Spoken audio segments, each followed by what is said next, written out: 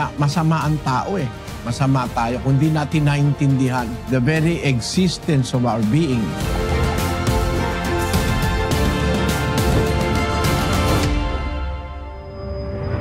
Kung mag-aaral ka sa iba-ibang mga areas of life and knowledge, makikita mo yung purpose of life. Merong isang klase ng bubuyog na nabubuhay siya matagal na panahon. Tapos pagka siya'y nakipag-mate, nag-asawa sa bubuyog, yun na ang huling araw niya sa mundo. Pakibasa mo nga ito, kapatid na Daniel. Ito po ang sexual suicide by honeybees, the tragic plight of the male honeybee.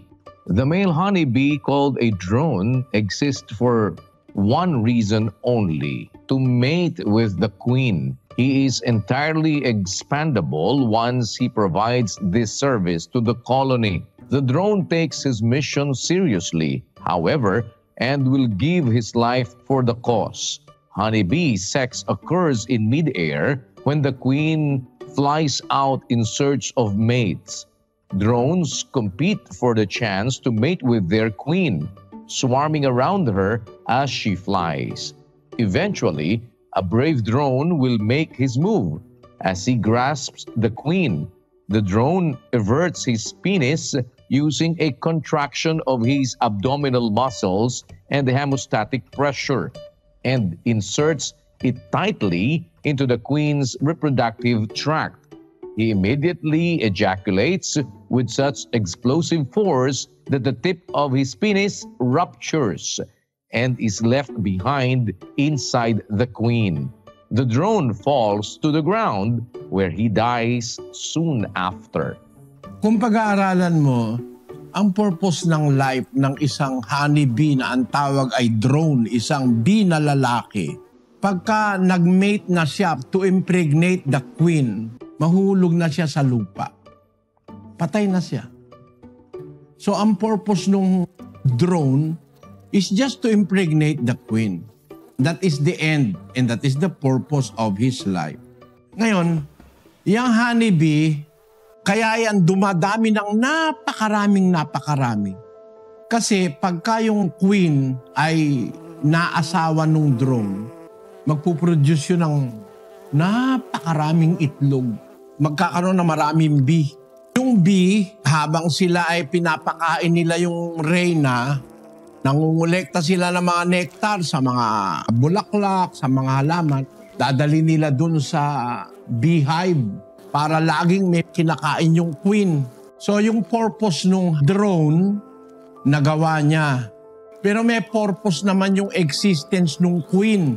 Kasi yung queen, ang pinoproteksyon na naman ng lahat ng iba pang mga bee.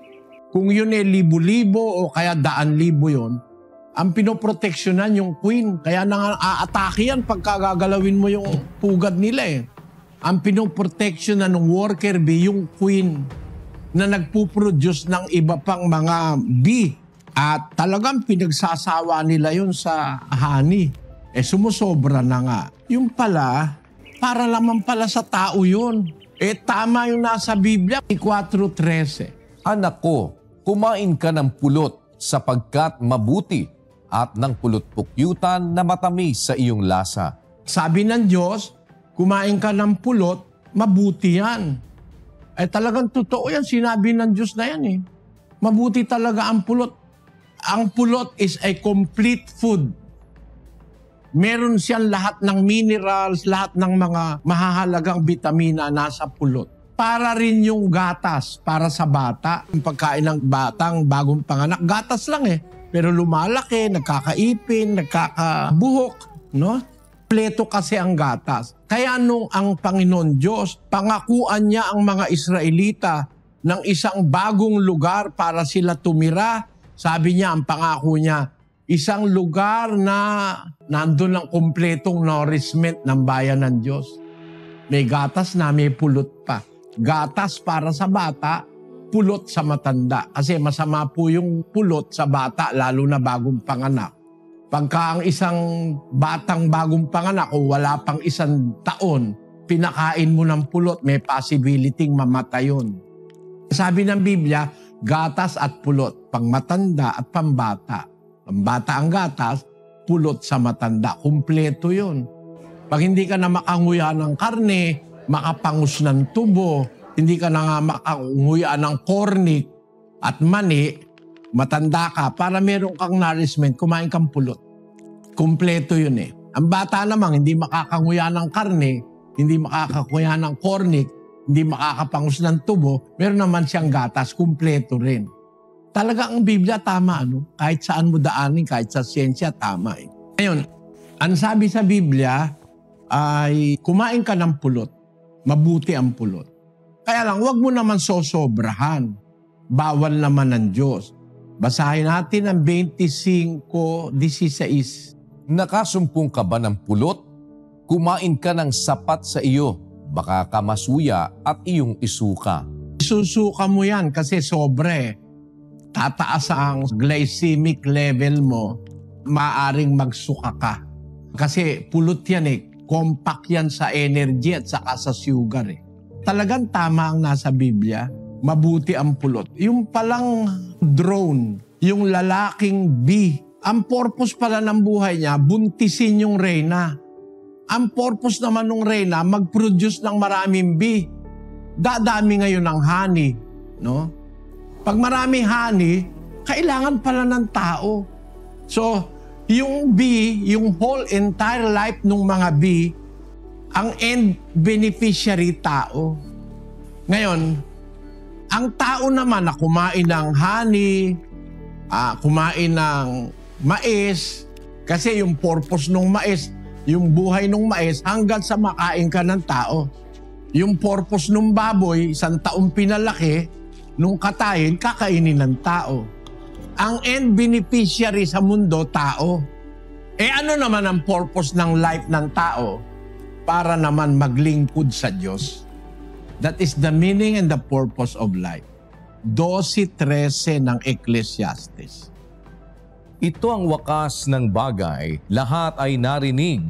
Ikaw ay matakot sa Diyos at sundin mo ang kanyang mga utos, sapagkat ito ang buong katungkulan ng tao. That's the meaning of life on earth. Kaya ang purpose of life, kung ang tinutukoy mong life ay life ng tao, para tayo sumunod sa Diyos, maglingkod. That is the meaning of life. Our life on earth. And if you are talking again of the entire life as we know it, kasi hindi lang tayo ang buhay eh. Merong mga anghel, buhay din yan eh. May mga espiritu, buhay din yan eh. Pag pinagsama-sama mo lahat ng purposes na yan, that is to serve the Creator of life, ang Diyos. 17 ng gawa ng mga apostol. Sapagkat sa Kanya tayo'y nangabubuhay at nagsisikilos at mayroon tayong pagkatao. For in Him we live and move and have our being. The purpose of our lives is to serve our God, the Creator of life. Kaya lang ang nakakalungkot, mga kapatid, yung Creator of life, pinatay ng tao. Ang sabi ni Pedro doon sa Gawa, Kapitulo 3, versikulo 15. At inyong pinatay ang lumikha ng buhay, na binuhay ng Diyos na mag-uli sa mga patay. Mga saksi kami ng mga bagay na ito. Sabi sa English, And killed the author of life, whom God raised from the dead. To these we are witnesses. ang nangyayari sa tao, imbis na mahalin niya yung gumawa ng buhay, pinatay pa nila si Kristo, ang anak ng Diyos. Kaya masama ang tao eh. Masama tayo kung di natin naintindihan the very existence of our being. The purpose and the meaning of our lives is to serve, honor our Creator, the Creator and the author of life.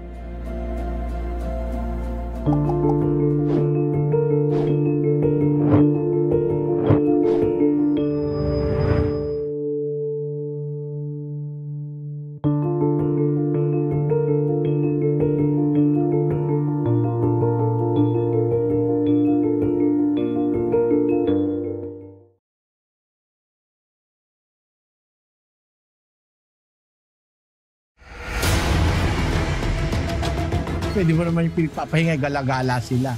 Nasa ilalim ng kapangyarihan ng Diyos yan. Nasa kamay ng Diyos yan.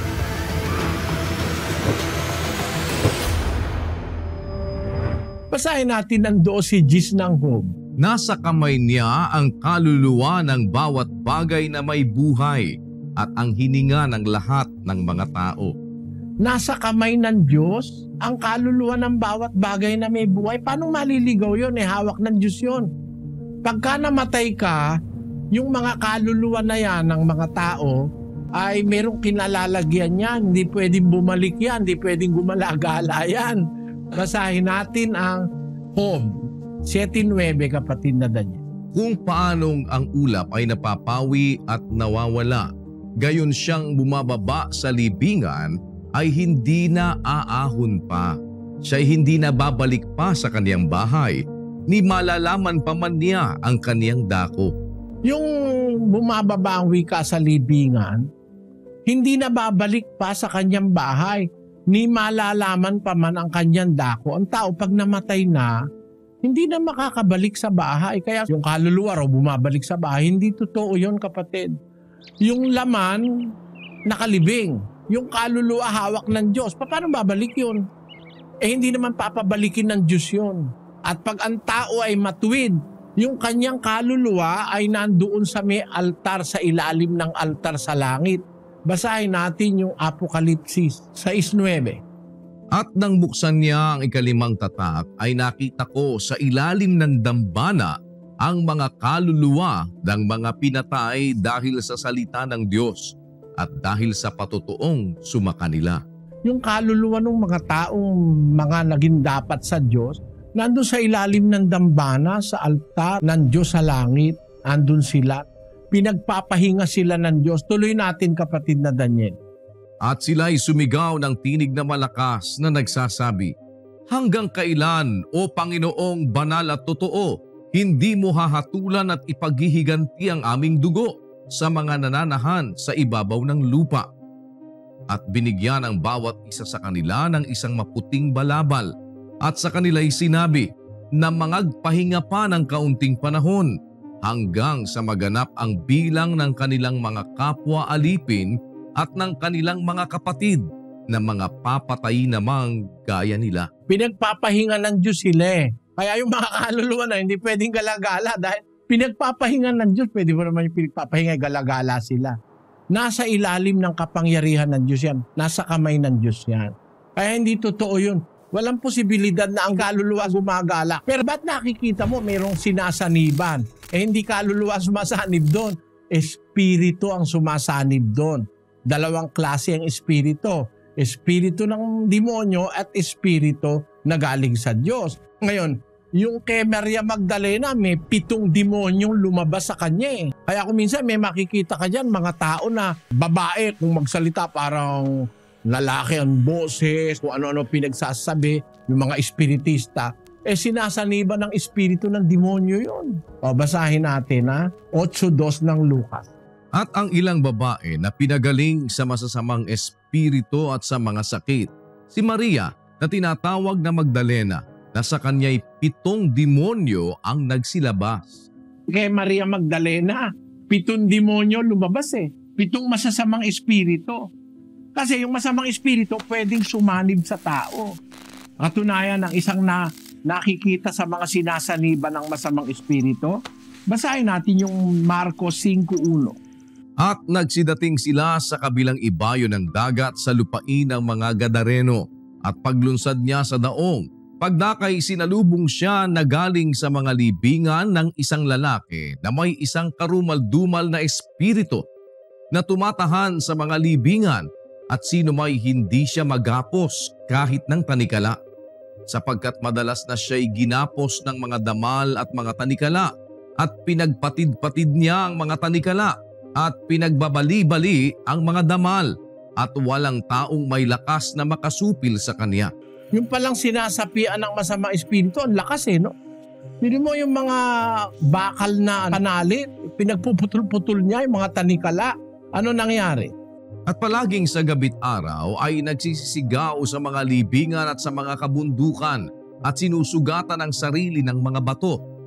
At pagkatanaw niya sa malayo kay Jesus, ay tumakbo at siya'y kanyang sinamba.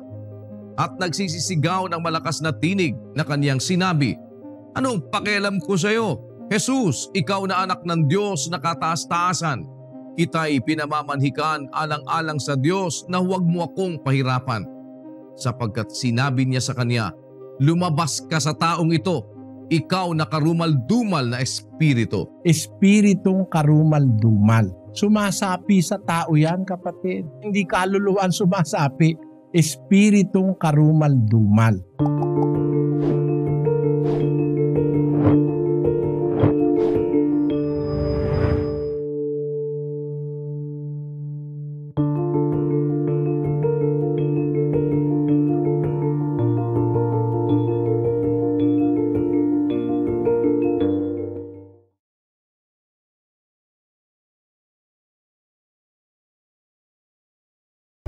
Ang Diyos ay nakakaalam ng pangyayari, pero hindi siya namimilit sa tao. Tawag nga doon sa atin meron tayong free will, free choice. Ang tao, ang anghel, ay binigyan ng Diyos ng free choice. Yung tawag sa Tagalog, sariling kalooban.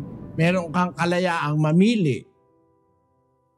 Nagkaroon ka ng depression dahil pinili mo yung mga bagay na kadepre-depress, tapos isisisi mo sa Diyos, mali yun. Halimbawa, ganito, no? Sabi nung doktor, umiwas kayo sa mga matatamis. Sino sisisihin mo? Yung doktor. Siya na nga nagsabing umiwas kayo sa matatamis nagkakain ka rin na nagkakain ng matamis. Magka-diabetes ka, sino ang may kasalanan? Ikaw. Ano ang ibig kong sabihin? Ang Diyos nagsasabi ng mga bagay na mabuti. Pero kung ayaw mong sumunod, pupunta ka nga sa depression. Sino ba yung nadidepress? Sino? Yung mga taong ayaw sumunod sa Diyos. Kasi kung susunod ka sa Diyos, napakalayo sa iyo ng depression. Ang nadidepress, walang pag-asa. Ang sumusunod sa Diyos, laging may pag-asa. Mayroon siyang Diyos na inaasahan sa buhay niya na makakagawa ng bagay na para sa iba imposible. Paano ka magiging depressed kung meron kang laging inaasahan? Kaya sa Kristiyano, bawal yung mamroblema kayo, ma-depress kayo. Bawal yun Bakit? 5:7 ng unang Pedro. Na inyong ilagak sa Kanya ang lahat ng inyong kabalisahan, sapagkat kayo'y ipinagmamalasakit niya. Yung kabalisahan, yung worries, yung preoccupations, at saka iba-ibang problema, yun ang nagkokos ng depression kung tumusunod ka sa Diyos, ilagak mo sa Diyos yung kabalisahan mo. Sapagkat ipinagmamalasakit niya kayo, sabi ni San Pedro. Kaya doon sa 4:6 ng Pilipos, ang sabi, Huwag kayong mga balisa sa anumang bagay, kundi sa lahat ng mga bagay, sa pamamagitan ng panalangin at daing na may pagpapasalamat, ay ipakilala ninyo ang inyong mga kahilingan sa Diyos. At ang kapayapaan ng Diyos na di masayod ng pag-iisip ay mag-iingat ng inyong mga puso at ng inyong mga pag-iisip kay Kristo Jesus. Merong nag-iingat ng pag-iisip at saka puso ng tao para iligtas ka sa depression. Ang sabi, huwag kayong mabalisa sa anumang bagay. Ang sabi sa English doon, be careful for nothing. Sa Revised Standard Version, ang sabi, have no anxiety about anything. Yung anxiety na siyang nagkokos ng depression, para sa Kristiyano, bawal yun na masyado kang matrobol. Kasi merong isang Diyos na sinasampalatayanan ka na makakatulong sa'yo. Kung meron kang katulong, paano ka madidepress? Kaya walang Kristiyanong nadidepress Pagka na-depress ka, hindi ka Kristiyano. Kasi ang Kristiyano may tiwala sa Diyos na ilagak mo sa Kanya ang iyong mga anxiety, ang iyong mga problema, sapagkat ang Diyos ay mas malaki kaysa lahat ng pinakamalaking problema ng tao. God is greater than all our problems. If you trust in someone who is greater than your problems, you will not be depressed. Siguro kung ako walang nakilalang Diyos sa buhay, baka lang hindi ako depressed. Baka luko-luko labas ko. Tadain ang nasa lunga akong problema sa buhay. Pero salamat sa Diyos, hanggang ngayon